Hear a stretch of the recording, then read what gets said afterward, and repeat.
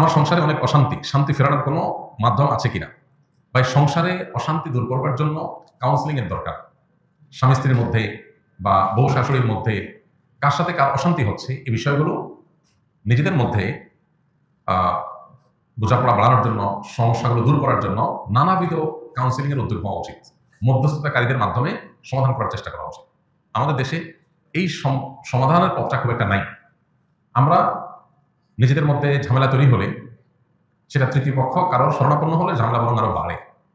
মূলত এই বিষয়ে যারা এক্সপার্ট আছেন, যারা মনোমালিন্য, দ্বন্দ্ব, কলহ এগুলো দূর করার জন্য অভিজ্ঞ, তাদের শরণাপন্ন হয়ে কাউন্সেলিং দরকার।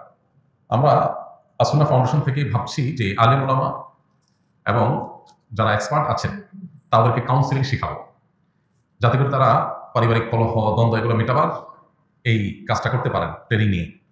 তো পারিবারিক দ্বন্দ্ব মেটাবার জন্য এই ধরনের কাউন্সেলিং এর শরণাপন্ন হতে পারেন। আমাদের ফাউন্ডেশনের অফিস টাইমে গেলে ওলামা ইকরাম আছেন, তারা কাউন্সেলিং কাজটা করেন, কারণ প্রয়োজন হয় সেই সার্ভিস নিতে পারেন।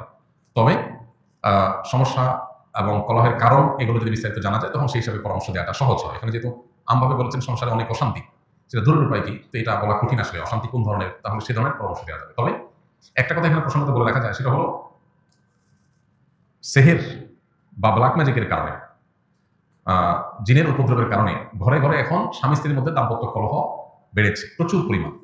অনেক অশান্তি আছে, দাম্পত্য অশান্তি এবং দাম্পত্য কলহ, যেটার পেছনে মূল কারণ হলো সেহের।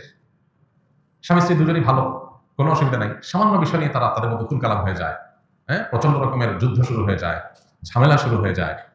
তো এই যে সমস্যাগুলো, এই সমস্যাগুলো তৈরির পেছনে অনেক বড় ভূমিকা থাকে সেহেরের, ব্ল্যাক ম্যাজিকের। যদি ঠিকমতো রুকিয়া করা হয়, ঝাড়ফুঁক করা হয় শরীর সম্মত উপায়ে, তাহলে এটা সমাধান হয়। এই জন্য এই ধরনের সমস্যা, এরকম কোনো স্পিরিচুয়াল সমস্যা আছে কিনা সেটা বের করা দরকার। এটার জন্য কোনো রাখি দিয়ে রুকিয়া করা যেতে পারে। পাশাপাশি একজন